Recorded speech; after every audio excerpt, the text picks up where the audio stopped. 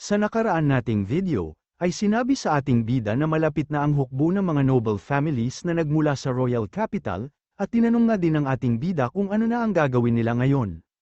Samantala 2 araw pa nga ang nakalipas, ay nakapagtayo na ng campsite ang mga hukbo ng noble families.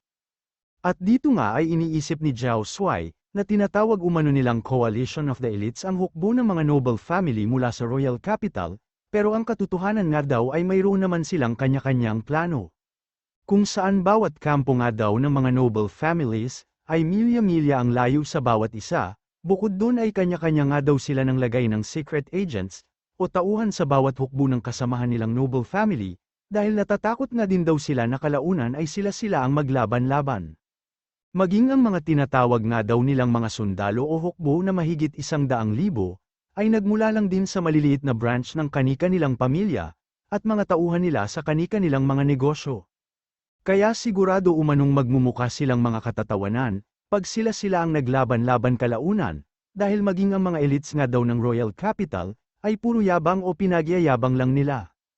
Hanggang sa dumating nga ang tumatayong commander ng Song family, kung saan ay agad niyang tinanong kung hindi daw ba dapat nagtatanim ng spy o secret agent, si Zhao Shuai sa ibang noble army ngayon, sabay tanong na din kung ano ang ginagawa niya dito sa tent ng commander.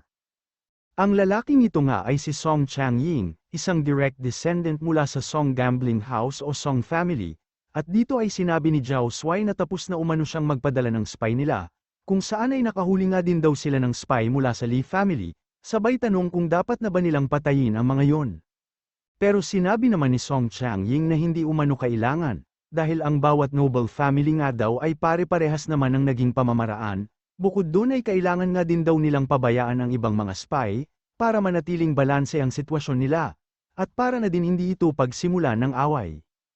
Pero bigla nga nilang narinig ang tinig ni Commander Liu sa labas ng tent, kung saan ay sinabi niyang inutusan siya ng kanyang hari upang magtungo dito, at para makausap si Xiao Mings at Zhao Shuai mula sa Song gambling house. At habang palabas nga ng tent si Zhao Shuai, ay napapatanong sa kanyang sarili si Song Changying, kung ang nasa labas daw ba, ay si Liu Yizhao mula sa Imperial Dragon Guards ng dating hari. Samantala paglabas naman ni Zhao Shuai, ay napapatanong ang mga sundalo nila, kung bakit kakaiba daw yata ang itsura ng Stage 1 cultivator na nagtungo sa kanila, dahil nasa gitna nga daw sila ng digmaan pero pangkaraniwang kasuotan lang ang suot niya. Habang ang iba naman ay nagtatawanan, dahil tumakbo nga daw patungo dito si Commander Liu ng nakayapak o walang tsinelas, pero ang lakas daw ng loob niya, upang tawagin ang Vice Commander ng kanilang hukbo sa kanyang pangalan. At matapos nga siyang makita ni Zhao Shuai, ay napakuskus pa ito sa kanyang mga mata, sabay tanong kung siya na daw ba talaga si Liu Yizhao, na agad namang sinabi na siya nga, sabay bati kay Zhao Shuai. Habang iniisip na tama umano ang hula ni Li Liyang, dahil maging ang arbiter na si Zhao Shuai, ay kailangang magsuot ng baluti sa panahon ng digmaan, pero hindi nga daw niya alam kung ang laman ng sulat na natanggap ni Shu, ay intensyon ng Song family o personal na intensyon ni Zhao Shuai at Xiao Mings. Pero bigla nga siyang kinaladkad ni Zhao Shuai palayo sa kanilang mga sundalo, matapos nito ay kinikilabutan pa siya, habang tinatanong kung paano umanong nagkaganon ang itsura, ng kilala niyang eleganteng si Commander Liu. Sunod ay sinabi nga din niya, na sigurado umanong natanggap na nila ang pinadala nilang sulat, pero bakit mag-isa lang daw nagtungo ni Commander Liu dito, sabay sabi na hindi pa nakapagdesisyon ng commander ng Song family, kaya maaari siyang mapahamak, at mas mainam kung umalis na siya ngayon. Pero sinabi naman ni Commander Liu, na hindi niya umano kailangang isipin ang patungkol sa kanyang kaligtasan, at nauunawaan nga din daw niya ang sitwasyon niya sa kanilang campsite. At dahil nga daw sa nag-volunteer o siya ang nagpresenta sa ating bida na magtungo dito, ay natural lang na mayroon siyang dahilan. Sunod ay naisip nga nito, na kung hindi umano siya lalabanan ay ganun talaga, pero pag nilabanan nga daw siya ng mga sundalo dito, ay malamang sa ito na ang pagkakataon o opportunity na kanyang hinihintay, upang makapag-breakthrough siya sa maestro level. Samantala sa kaparehas na oras nga sa campsite ng mga noble armies, ay matatagpuan naman sa ilalim ng lupa ang campsite ng ating bida at kanyang mga Imperial Dragon Guards. At habang nasa ilalim nga sila ng lupa, ay tinatanong ni Heita ng ating bida, kung ayos lang daw ba na mag-isa ni Commander Liu na pinadala nila, upang sabihan ng Sun family na kailangan na nilang umatras sa labanang ito. Paano na lang kung magkunwari silang sumang-ayon, at biglang atakihin si Commander Liu, wika pa nga niya, sabay tanong na din kung ano na ang gagawin nila, kung sakaling mapalibutan ng mga A-rank si Commander Liu sa itaas.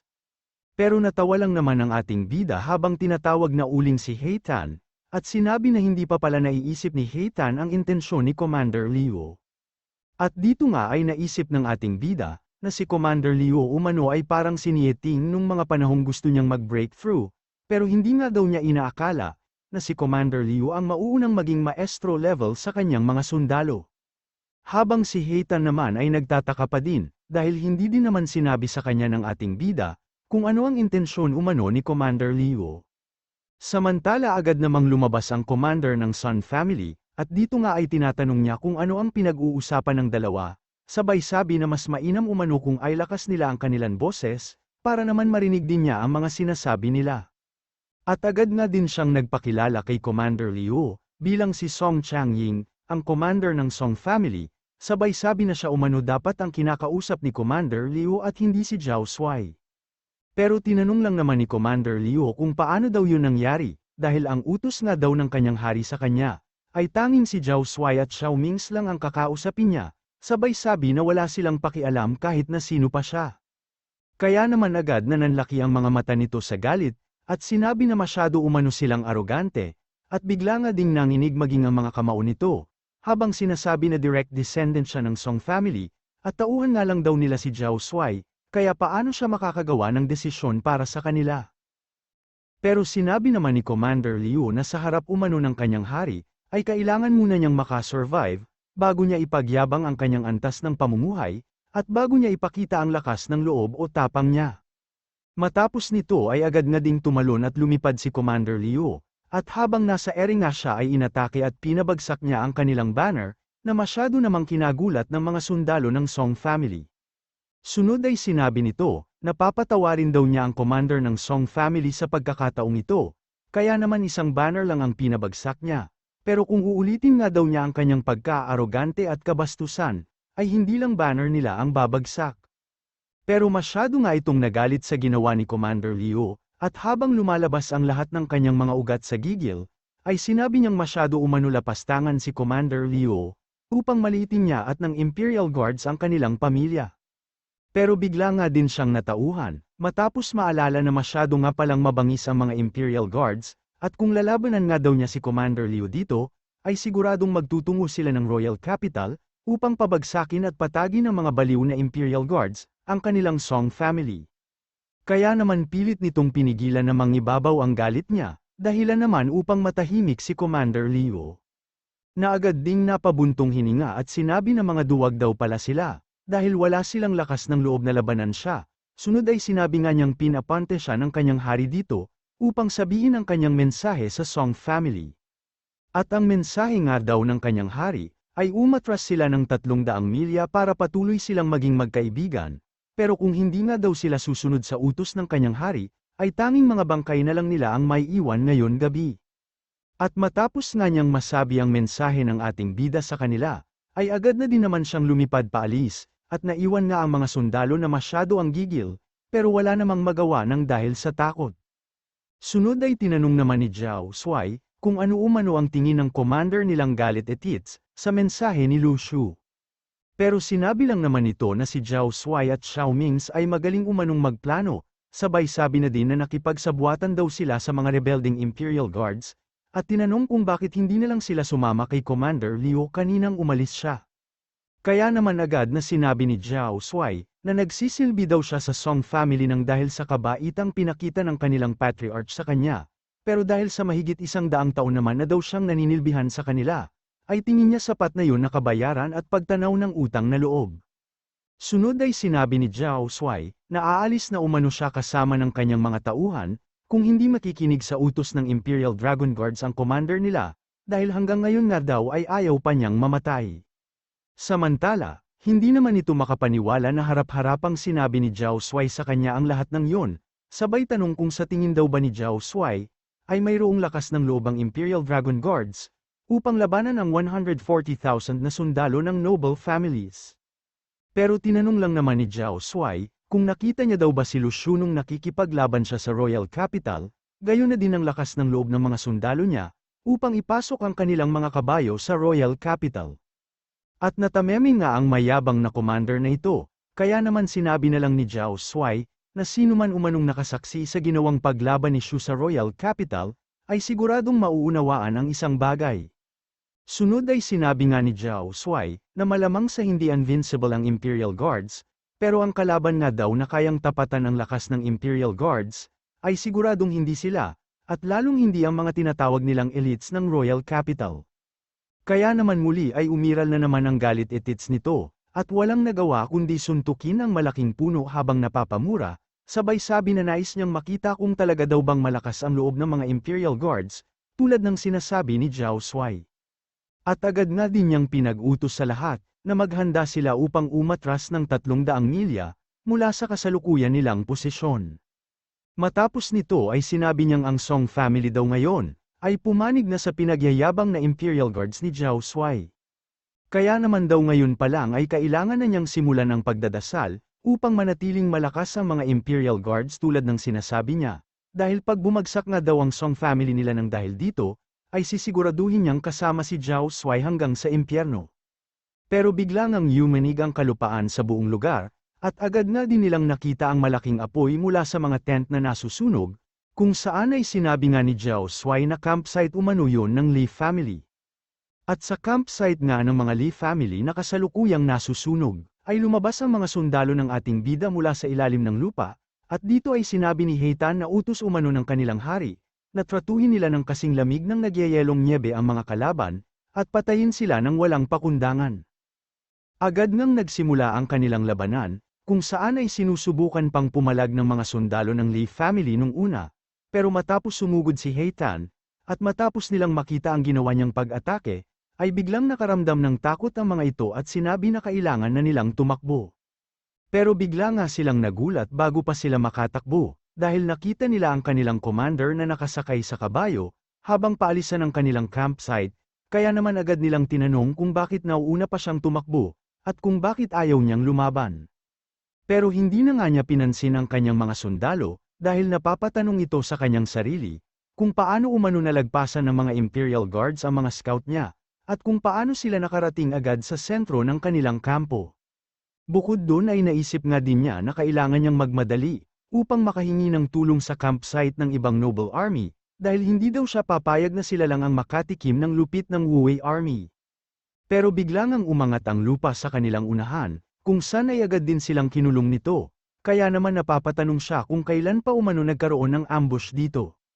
Matapos nito ay inutusan niya ang mga stage 1 niyang sundalo, upang ilabas umano ang kanilang mga espada, at tulungan siya upang sirain ang formation ng kanilang kalaban, at agad na din niyang inutusan ang mga ito na gumawa din ng kanilang formation. At ilang sandali nga lang din ay naglunsad sila ng pag-atake, gamit ang giant sword formation na kanilang ginawa. Pero bigla namang sinabi ni Shu na niyayabang lang daw niya ang formation nila, sabay sabi na mukha nga daw itong espada pero kulang naman sa lakas o kapangyarihan. Sunod ay sinabi ni Shu na ipapakita at ituturo niya sa kanila, kung ano ang tunay na sword formation kasabay ng pag-atake niya sa mga ito. At agad na nilang sinabi na hindi umano ito magandang tignan, sabay utos na tatagan ang paghawak sa kanilang espada upang dumipensa. At matapos nang tumama ang pag-atake ng ating bida, ay sinabi nito na muntikan na umano sila, at kung nahuli nga lang daw siya ng konti sa pagtaas ng kanyang espada, ay siguradong patay na siya. Pero wala ngang nangyari matapos tumama ang atake ni Shu, kung saan ay nanatili lang ito sa kanyang espada, kaya naman napapatanong siya kung yun na daw ba yun. At yun na nga yun dahil nangisay sila matapos ma-activate ang kidlat ng ating bida.